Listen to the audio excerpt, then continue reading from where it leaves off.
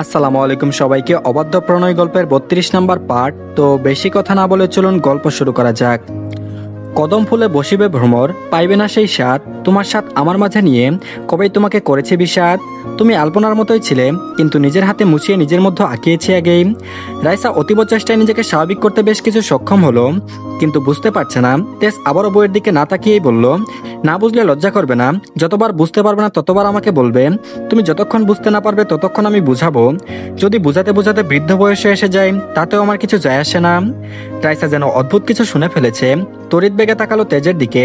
চোখে মুখে না রাগের ছাপ না বিরক্ত, কেবল যেন এক নীরব ভাষা মুখে আঁকা। তারপর বলল, কি বললাম বুঝেছো? তেজের বাক্যে রাইসা মাথা নাড়ালো। দরজায় নক করলো মার্জিয়া। ডাকতে এসেছে দুজনকেই। মার্জিয়া বলল, ভাইয়া খেতে ডেকেছে নিচে।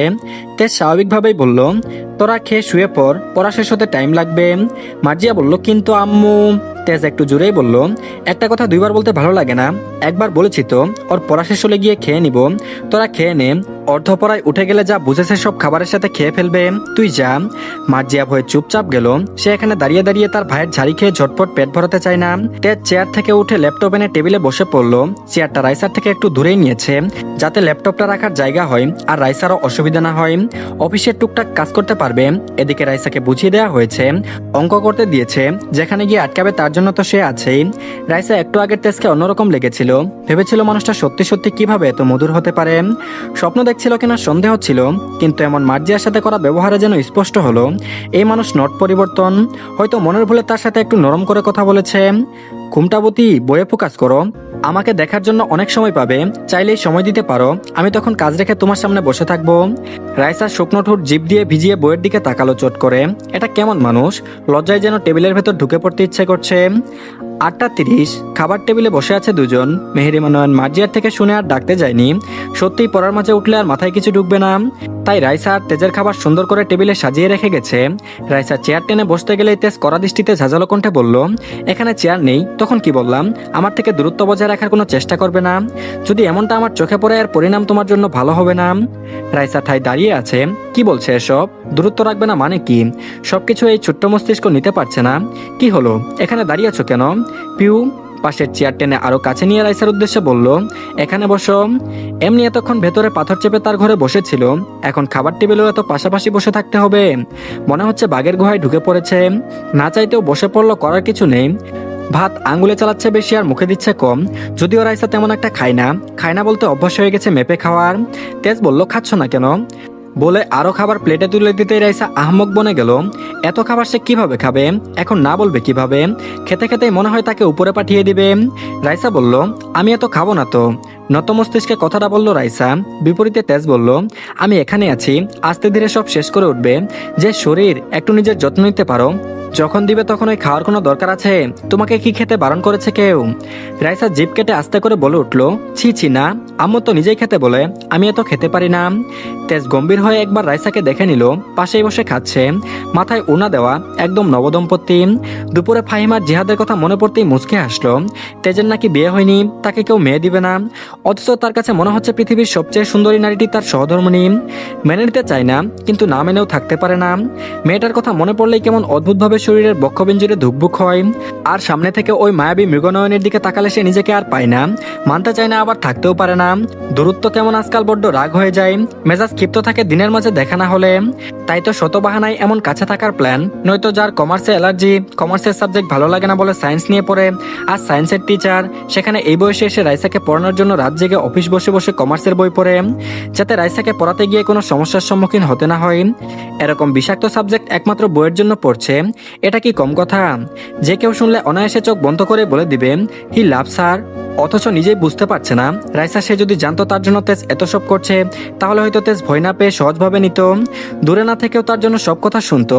হৃৎপিণ্ড কাঁপুনির জায়গায় দুলা দিত এক অনুভূতির, যা সে কখনোই উপলব্ধি করেনি। আর নিজের দিকে চেয়ে থাকতে দেখে রাইসা লাফিয়ে লাফিয়ে শুরু করলো। ঘুরতে তার মজা লাগে ভীষণ, তাও আজকে এসেছে তার বাবার বন্ধুর বাড়িতে।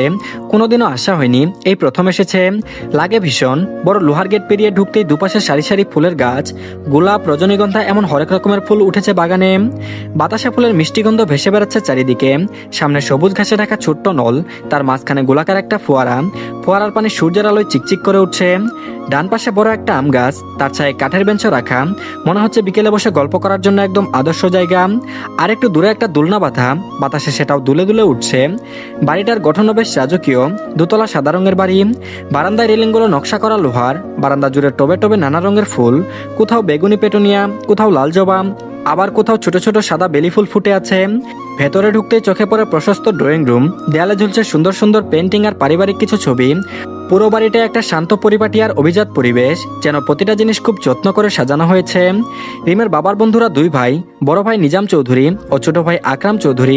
নিজাম চৌধুরীর এক ছেলে এক মেয়ে, আকরাম চৌধুরীর শুধু এক ছেলে, যে তার মতো কাজে লেগে গেছে। তাদের আসার পর ঘরের পরিবেশ যেন আরো প্রাণবন্ত হয়ে উঠল। নিজাম চৌধুরীর স্ত্রী হাসি মুখে এগিয়ে এসে তাদের আপ্যায়ন করলেন।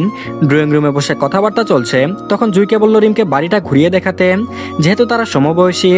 জুই সিঁড়ি বেয়ে নিচে নেমে এলো, মুখে মিষ্টি হাসি। রিমের সামনে এসে দাঁড়িয়ে বলল, চলো তোমাকে আগে বাগান থেকে ঘুরিয়ে আনি। রিমও আগ্রহ নিয়ে সাথে সাথে চলল। প্রথমে তারা বাগানে গেল। জুই এক এক করে সবকিছু দেখাতে লাগলো। বাড়ির পরিবেশ বেশ সুন্দর। রিম মুগ্ধ হয়ে চারপাশে দেখছিল। তারপর বলল, তোমাদের বাড়িটা সত্যিই খুব সুন্দর। জুই হেসে বলল, ধন্যবাদ, চলো এবার ভেতরে যাই। দুজন সিঁড়ি বেয়ে উপরে উঠল।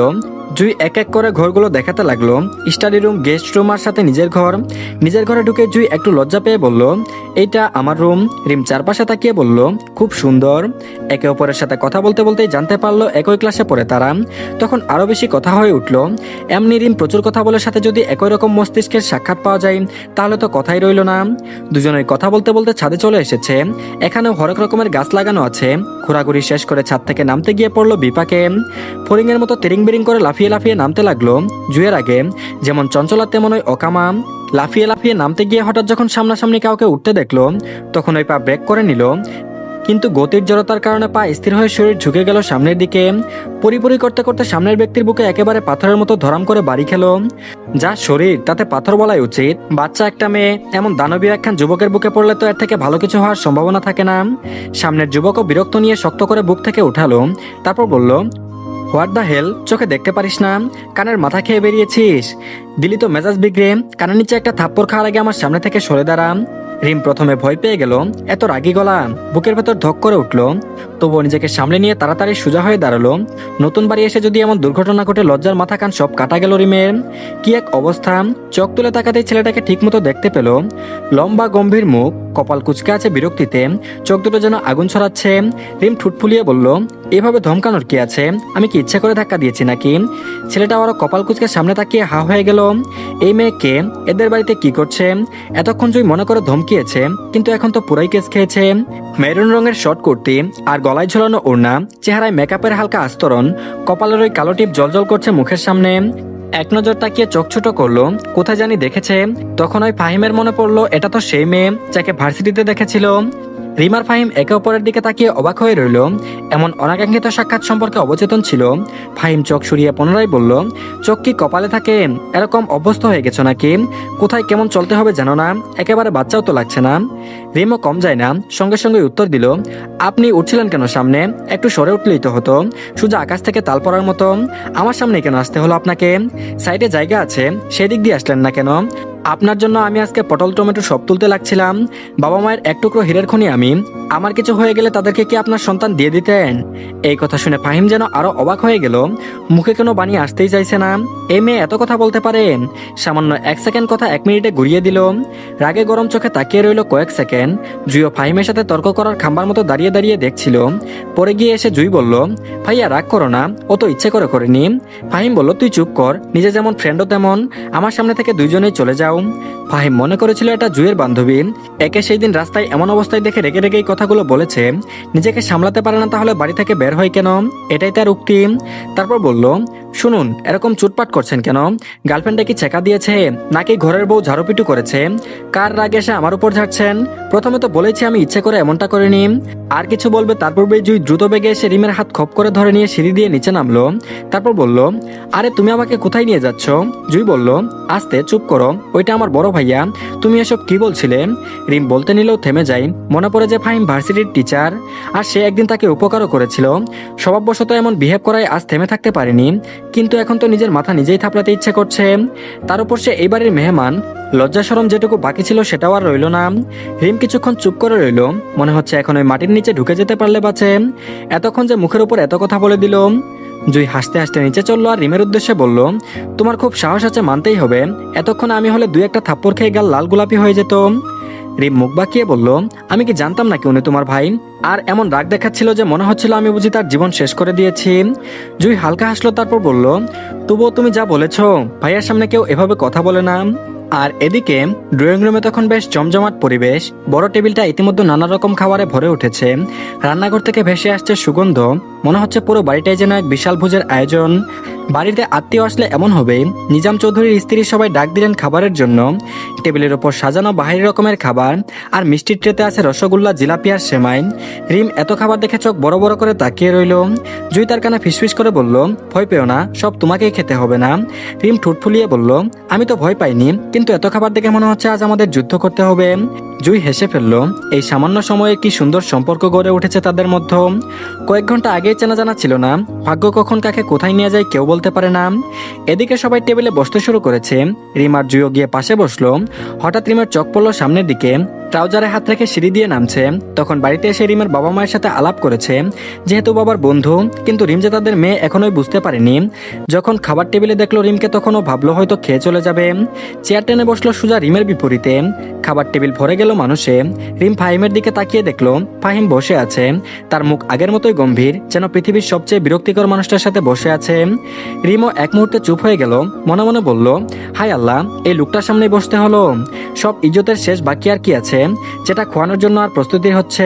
ফাহিম একবার চোখ তুলে তাকালো, চোখাচোখি হতেই আবারও দৃষ্টি সরিয়ে নিল। জাহানারা বলল, কি হলো, বসে আছো যে সবাই, খাওয়া শুরু করো। রিমের মা বলল, আপা আপনিও বসেন না, সবাই একসাথে খাই। জাহানারা বেগম বলল, না না, আমি পরে খেয়ে নিব, আগে তোমাদের খাওয়াই। জেদ করে আর খাবার খেতে বসাতে পারলেন না রিমের মা। যতই না খেতে চাক, ভদ্রতা নিয়ে তো জিজ্ঞেস করতেই হয়। তো ধন্যবাদ সবাইকে, এই পার্টটি এই পর্যন্তই। পরবর্তী পার্টও দিয়ে দেওয়া হয়েছে, সবাই দেখে নিন। আর তার আগে সবাই চ্যানেলটিকে সাবস্ক্রাইব করে দিন, আর ভিডিওতে অবশ্যই লাইক দিন। তো ভালো থাকবেন সবাই, আল্লাহ হাফেজ।